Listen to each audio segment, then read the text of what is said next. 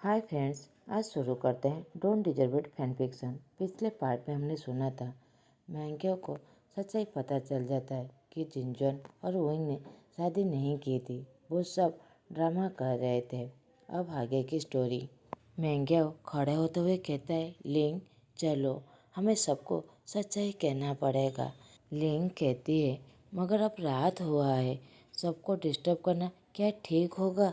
मैंग्यो कहता है, हाँ अभी ही कहना पड़ेगा, कहीं वो दोनों बहुत दूर न चले जाए। भाई ने तो मुझे स्ट्रिक्टली कहा था कि पहले तुमसे मिलकर बातें करने के लिए, मगर मैं सबसे मिलने में इतना ज़्यादा बिजी हो गया, मैं तो इस बार में पूरी तरह भूल ही गया था। अब चलो सभी को बताते हैं। लिंग कहती, मगर अभी पता है कितना रात हुआ है? तुम्हें पता है ना, सभी अभी सो गए होंगे। महंगा उसके हाथ को खींचते हुए कहता है, तुम अभी बातें करना बंद करो, तुम चलो। लिंग खड़ी हो जाती है और उसकी तरफ देखकर टीज करते हुए कहता है, लान क्लान के रूल के हिसाब से रात के 9 बजे के बाद बाहर घूमना मना है। ये कहकर वो हंसने लगता है। महंगे उसकी तरफ देखकर हंसते हुए कहता है, तुम्हें बहुत ज़्यादा पता है, अब चलो तुम जाकर फेंगमैन अंकल, मैडम जियांग और जियांग चेंग को बुला कर लाओ। मैं अंकल सिचन और वांगजी को बुला कर लाता हूँ, हम सभी यहीं पर ही मिलेंगे। ये कहकर वो दोनों सबको बुलाने के लिए चले जाते हैं। कुछ देर बाद वहाँ पर सभी खड़े हुए थे। सभी एक दूसरे की तरफ देखने लगते हैं कि यहाँ पर क्या हो रहा है। अंकल कोरेन स्ट्रेटली और कोल्ड वॉइस में कहता है, यहाँ पर क्या हो रहा है? इतनी रात को हमें यहाँ पर क्यों बुलाया है? महंगे माफ़ी मांगते हुए कहता है, अंकल मुझे माफ़ कर दीजिए, बस एक बार सारी सच्चाई सुन लीजिए। अगर आपको मुझे कोई भी सज़ा देना हो तो प्लीज़ दे दीजिएगा, मगर प्लीज़ एक बार हमारी बातें सुन लीजिए। सिचन बहुत ज़्यादा ओरिड हो जाते हैं। वो कहते हैं, याऊ क्या हुआ है, कुछ बुरा हुआ है? महंगा कहता है, नहीं कुछ भी बुरा नहीं हुआ है, बहुत खुशी खबर है। मैं आप सभी को सच कह रहा था, मगर आप लोग मेरी बातों पर कोई भी भरोसा नहीं कर रहा था। अब लिंग बताएगी वो सारी सच्चाई। वहाँ पर खड़े सभी कुछ देर मैंगे और कुछ देर लिंग की तरफ देखने लगते हैं। तो जियांग चंग गुस्से से कहता है, बातों को जलेबी की तरह गोल गोल घुमाने की क्या ज़रूरत है? जो भी बोलना है स्ट्रेटली कहो। मैंग्याओ कहती है, विंग के जो 2 बच्चे हैं वो मेरे भाई के नहीं हैं। जियांगचेंग और फेंगमैन बहुत ज़्यादा गुस्सा हो जाते हैं। कहते हैं, क्या कह रहे हो? जियांगचेंग कहता है, तुम्हारा दिमाग ठीक है, तुम मेरे भाई पर ऐसे कैसे कह सकते हो? तो मैंग्याओ कहता है, शांत, मेरी बात तो पूरी सुन लो। तो सभी पूरी तरह चुप हो जाते हैं। मैंग्याओ कहता है, वो दोनों वांगजी के बच्चे हैं। विंग और मेरे भाई जिनजो ने कभी भी शादी ही नहीं की, वो बस हमारे सामने एक्टिंग कर रहे थे।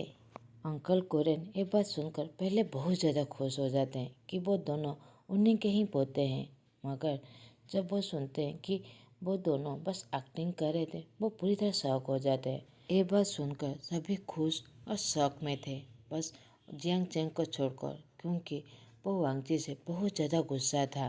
वो मैंग्याओ की तरफ देखते हुए कहता है, तुम झूठ कह रहे हो, तुम बस वांगजी की तरफदारी कर रहे हो। तो लिंग कहती है, नहीं, मैंने उसे पहले देखा था। मैं और भाई जब हम मार्केट में घूम रहे थे तब विंग हमें मिला था। मैंने उसे पूछा भी था, उसने मुझे कहा था कि ये वांगजी के दोनों बेटे हैं, मगर मैं जैसे ही कहा कि उसे वांगजी के पास जाना चाहिए, उसने साफ इनकार कर दिया था। मुझे लगता है उन दोनों को आप लोग एक साथ मिल गए होंगे। तो विंग ने मेरे भाई से कहा होगा कि आप लोगों से झूठ बोलने के लिए, क्योंकि वो वांगजी के साथ नहीं जाना चाहता। वांगजी ये सुनकर बहुत ज़्यादा दुखी हो जाता है कि उसे विंग मिलना भी नहीं चाहता। वो अपना सर झुकाकर वहाँ से जाना ही वाला था कि सिचन उसके हाथ को पकड़ते हुए कहता है, वांगजी तुम कहाँ जा रहे हो? इस बार तुम ऐसे नहीं भाग सकते। वांगजी जो उसके आंखों में आंसू आ गया था, वो अपने भाई की तरफ देखते हुए कहता है, मगर भाई। सिचन कहता है, वांगजी विंग तुमसे नाराज है, तुम्हें उसे मनाना चाहिए, तुम इस तरह नहीं भाग सकते। मैडम जियांग और म्यांगेव वांगजी के पास आकर दोनों साइड खड़े हो जाते हैं और कहते हैं, वांगजी इस बार नहीं, तुम्हें इस बार जरूर विंग को मना के लाना चाहिए। तुम इस बार ऐसे हार नहीं मान सकते। तुम इसे इतने सालों से ढूंढ रहे थे, अब तो हमें पता भी है कि वो ब्रुएल माउंटेन में रहता है। अब तुम्हें उसे मनाना चाहिए। वांगजी कहता है, मगर जब वो मुझसे मिलना नहीं चाहता, आप लोगों को लगता है कि अब वो ब्रुएल माउंटेन गया होगा? मैंग्याओ कहता है, वांगजी मुझे नहीं पता, मगर मुझे अपने भाई पर भरोसा है।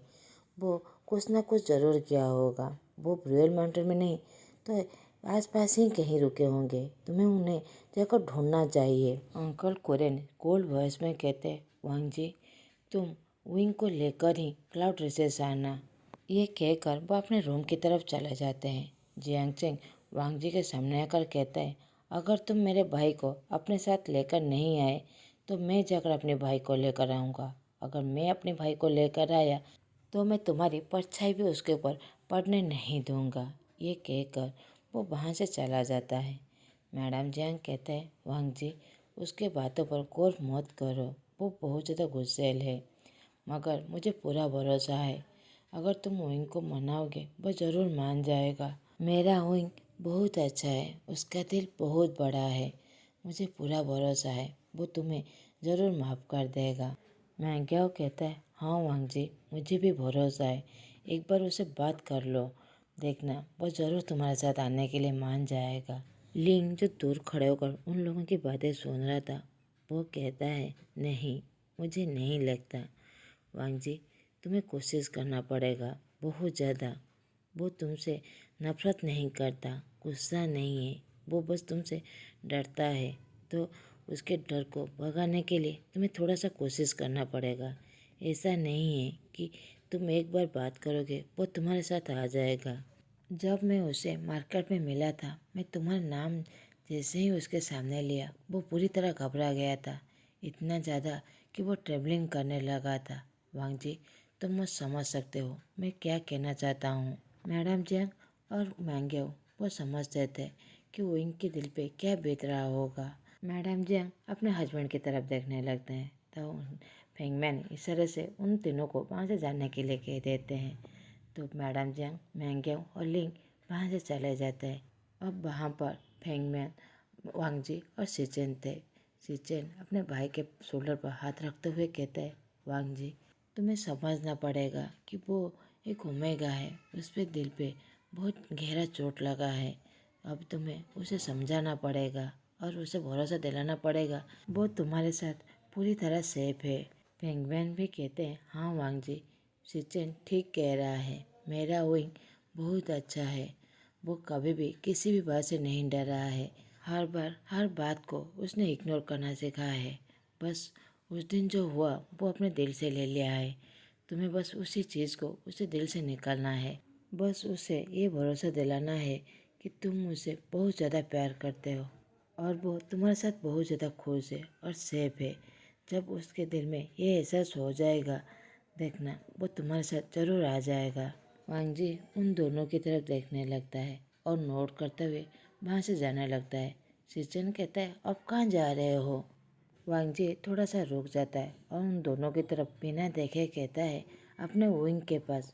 सिचन कहता है, अभी? अब तो बहुत रात हो गया है, कल सुबह होते ही चले जाना।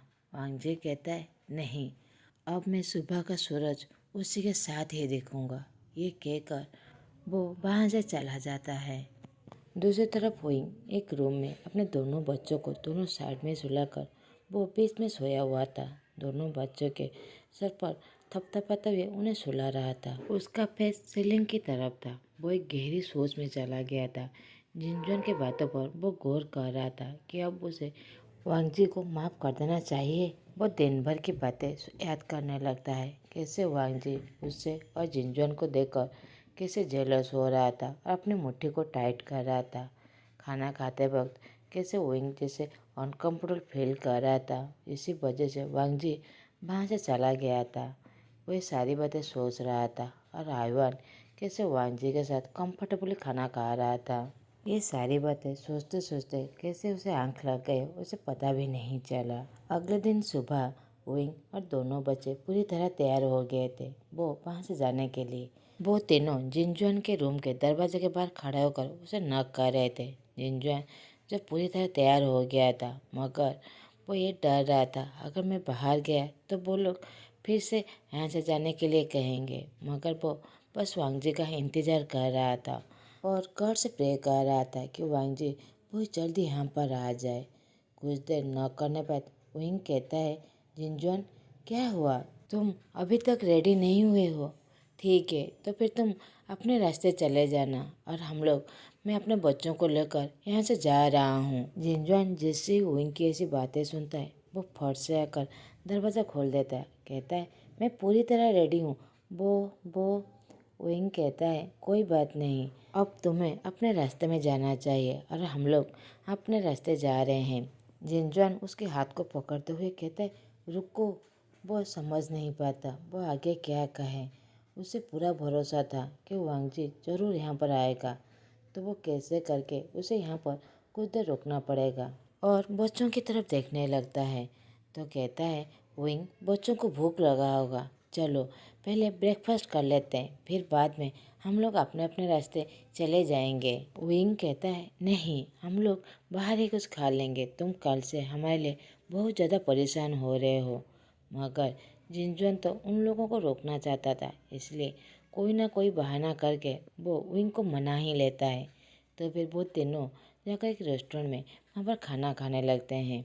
कुछ देर बाद खाना खाने के बाद विंग कहता है, ठीक है, अब हम लोग चलते हैं। जिनजुआन अब फिर से डर जाता है, अगर वो लोग चले गए तो वांगजी से वो क्या बोलेगा, क्योंकि विंग ने कल पूरी तरह क्लियर कर दिया था कि अब वो इस पर बुलवेल माउंटेन नहीं जाने वाला है, वो और कहाँ जाने वाला है। जिनजुआन कहता है, विंग हम यहाँ पर आ गए हैं, थोड़ी देर मार्केट क्यों ना घूम लेते हैं, मैं बच्चों को कुछ गिफ्ट देना चाहता हूँ। अब विंग जिनजुआन की तरफ गौर से देखने लगता है। जिनजुआन कहता है, क्या हुआ? विंग कहता है, कुछ नहीं, बस ये जानना चाहता हूँ कि तुम्हारे दिमाग में क्या चल रहा है, क्या हुआ है। जिनजुआन कहता है, कुछ नहीं, मैं बस बच्चों को लिए कुछ गिफ्ट देना चाहता हूँ। क्यों, मैं नहीं दे सकता? विंग कहता है, ऐसी बात नहीं है, बस मुझे यहाँ से जल्द जाना है, इसलिए मैं कह रहा था। ठीक है, तुम यही चाहते हो तो कुछ देर मार्केट घूम ही लेते हैं, क्योंकि विंग नहीं चाहता था जिनजुआन उस पर अपसेट हो, क्योंकि कल उसने उसकी बहुत ज़्यादा मदद की थी। उसी के वजह से ही वो अपने नेफ्यू के जन्म महोत्सव पर नहीं जा पाया था। इसी वजह से विंग उसकी बातों पर एग्री हो जाता है। दूसरी तरफ जिनजुआन जो पूरी तरह खुश हो जाता है, आखिरकार विंग उसकी बात पर मान ही गया। कुछ देर तक ऐसे ही मार्केट घूमने पर शायद वांगजी उसके पास आ जाए और नाक फुलाते हुए कहता है, अगर इस पर वो नहीं आया तो मैं विंग को अब नहीं रुकूंगा, अब इतनी देर तक मैं उसका इंतज़ार नहीं करूंगा, मैं खुद विंग के साथ चला जाऊंगा, मैं हमेशा उसे प्रोटेक्ट करूंगा एक भाई की तरह। आज विंग की लाइफ जो भी है, जैसा भी है, उसकी वजह बस मैं ही हूँ, इसीलिए मुझे हमेशा उसे प्रोटेक्ट करना है। ये सोचकर जिनजुआन अपनी आंखें को बंद करके एक गहरी सांस छोड़ता है। विंग कहता है, क्या हुआ, तुम किस सोच में चले गए? जिनजुआन मुस्कुराते हुए कहता है, कुछ नहीं विंग, चलो हम लोग कुछ देर घूमने चलते हैं। ये कहकर वो सभी वहाँ से चले जाते हैं। बच्चे जो बहुत ज़्यादा खुश थे, खास करके सिजुई। आयवान तो अपनी माँ के हाथ को पकड़कर वो धीरे धीरे चल रहा था, मगर सिजुई जो दौड़ के मार्केट के चारों तरफ घूमने लगता है। जिनजुआन उसके पीछे भागते हुए उसे रोकने की कोशिश करता है, मगर वो तो एक नंबर का बदमाश था, इसीलिए वह हर स्टॉल में जाकर कुछ न कुछ देखने लगता है। जब उसे जिनजुआन कहता है, हम लोग ये खरीदें, वो अपनी माँ की तरफ देखने लगता है। जिनजुआन उनकी तरफ बड़ी बड़ी आंखों से देखकर कहता है, तुम्हें बच्चों को कुछ भी नहीं कहना है, बच्चे जो खरीदने के लिए कहेंगे मैं उन्हें खरीद के दूंगा, इसलिए तुम उन्हें नहीं रोक सकते। विंग मुस्कुराते हुए कहता है, ठीक है, मैं नहीं रोकूंगा, तुम्हें बच्चों को जो भी खरीद के देना है तुम दे दो। विंग की ऐसी बातें सुनकर जिनजुआन पूरी तरह खुश हो जाता है।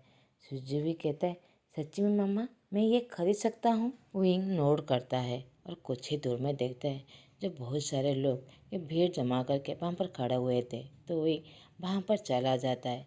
वहाँ पर जो एक खेल हो रहा था, सामने से एक इंसान उसे धक्का दे देता है, जिसके वजह से विंग पीछे गिरने ही वाला था कि दो हाथ आकर उसे पकड़ लेता है। विंग अपने आंखों को टाइटली बंद कर दिया था। जैसे ही मुझे एहसास होता है कि किसने उसे पकड़ा हुआ है, वो धीरे धीरे आंखें खोलकर उस इंसान की तरफ देखने लगता है, जिससे वो देखकर पूरी तरह शॉक हो जाता है। आज का पार्ट मैं यहीं पर ही ख़त्म करता हूँ। आप लोगों को मेरा एक्सप्लेनेशन अच्छा लगे तो प्लीज़ लाइक, कमेंट और सब्सक्राइब कर दीजिएगा। Thanks for watching.